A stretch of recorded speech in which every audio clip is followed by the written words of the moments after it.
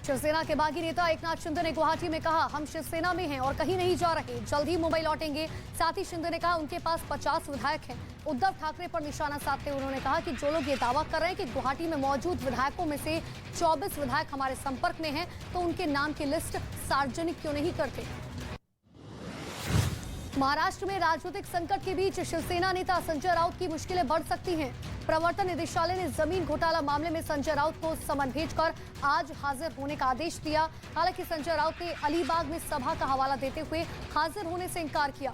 वहीं ईडी कार्यालय में संजय राउत के वकील पहुंचे। महाराष्ट्र के सियासी संकट के बीच बीजेपी और एकनाथ शिंदे के बीच सहमति की खबर है। खबर दरअसल ये भी है कि बीजेपी के साथ मिलकर एकनाथ शिंदे सरकार बनाने पर राजी हो गए हैं। समझौता ये हुआ है कि देवेंद्र फडणवीस ही नई सरकार के सीएम होंगे और एकनाथ शिंदे को डिप्टी सीएम बनाया जाएगा।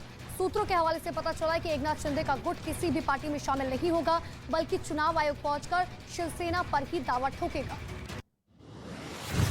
महाराष्ट्र का राजनीतिक संकट थमने का नाम नहीं ले रहा। एक दिन पहले शिंदे गुट की याचिका पर सुप्रीम कोर्ट के आदेश के बाद महाराष्ट्र के राज्यपाल भगत सिंह कोश्यारी ने उद्धव ठाकरे सरकार से जवाब तलब किया।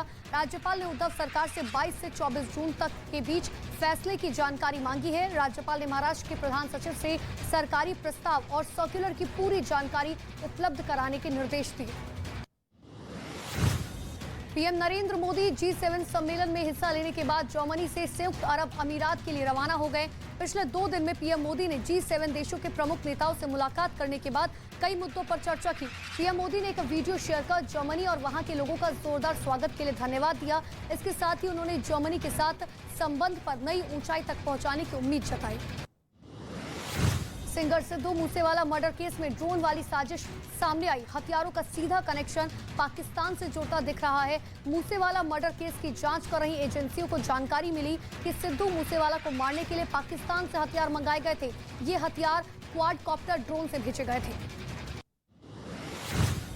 सिद्धू मूसेवाला हत्याकांड केस के मुख्य आरोपी और गैंगस्टर लॉरेंस बिश्नोई को एक अन्य मामले में अमृतसर कोर्ट ने 8 दिन की पुलिस रिमांड में भेज दिया है। पुलिस रिमांड खत्म होने के बाद कड़ी सुरक्षा के बीच लॉरेंस बिश्नोई को अदालत में पेश किया गया, जहां उसे 6 जुलाई तक पुलिस कस्टडी में भेज दिया गया।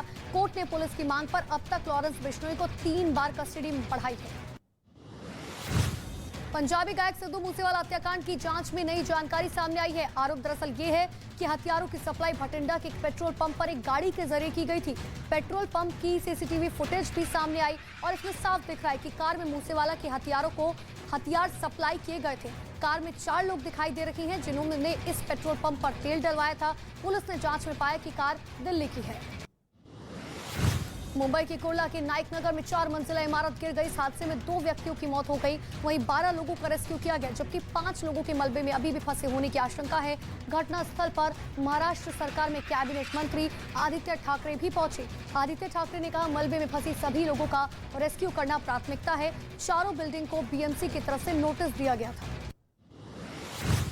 महाराष्ट्र के मुंबई में स्थित अरब सागर में एक ऑयल रिग के पास ओएनजीसी के हेलीकॉप्टर की इमरजेंसी लैंडिंग कराई गई। हेलीकॉप्टर में 7 यात्री और 2 पायलट सवार थे। अभी तक कुल 6 लोगों को सुरक्षित बचा लिया गया है। रेस्क्यू ऑपरेशन जारी है। तटरक्षक बल भारतीय नौसेना रेस्क्यू में मदद कर रहा है।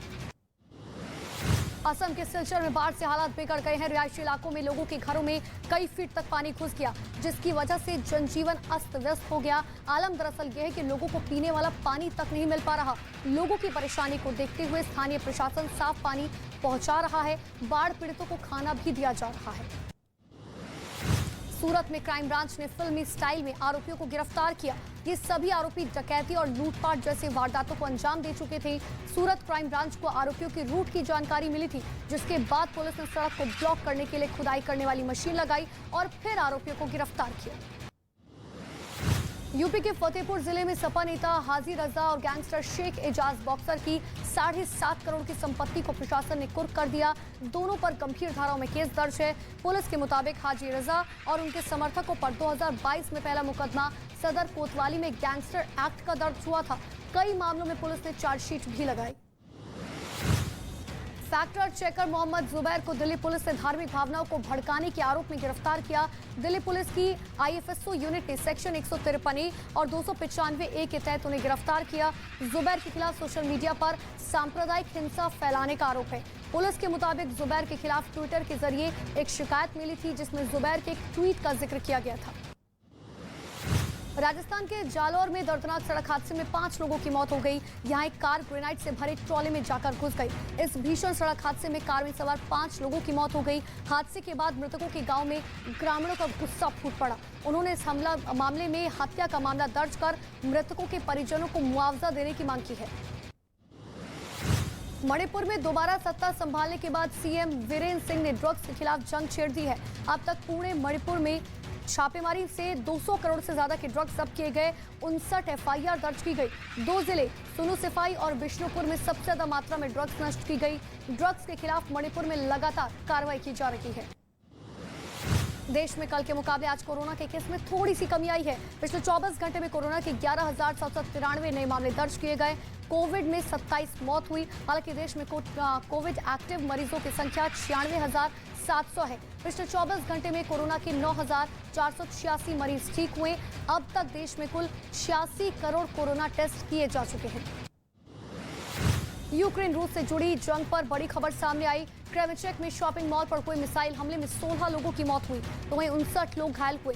इस हमले पर राष्ट्रपति जेलेंस्की ने रूस को आड़े हाथों लिया और आरोप ये लगाया कि रूस ने मिसाइल गिराई, जिससे पूरा का पूरा शॉपिंग कॉम्प्लेक्स तबाह हो गया था, जिस मलबे में कई लोगों के दबे होने की आशंका जताई गई थी। अमेरिका में एक ट्रक में 46 लोगों का शव मिलने से हड़कंप मच गया। ये सभी लोगों की मौत दम घुटने से हुई। घटना अमेरिका के टेक्सास शहर की है। ट्रक के अंदर 46 लोगों के शव मिले, वहीं 16 लोग बेहोशी की हालत में हैं, जिनको हॉस्पिटल में भर्ती कराया गया। ये ट्रैक्टर ट्रेलर टेक्सास के दक्षिण पश्चिम में स्थित सैन एंटोनियो की सड़क पर मिला है।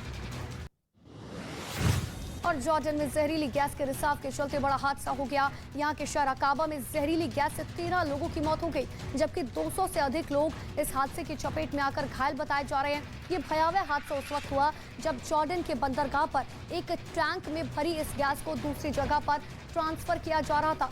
तभी टैंक से कुछ तकनीकी खामियों की वजह से गैस फैलने लगी।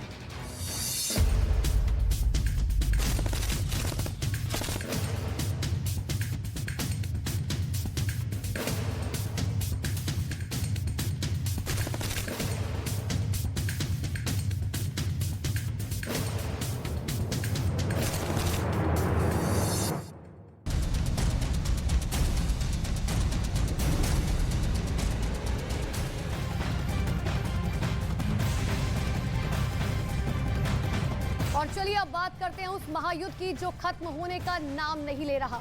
रूस और यूक्रेन के बीच चल रही जंग ने एक बार फिर से दुनिया के सामने तीसरे विश्व युद्ध का खतरा पैदा कर दिया है।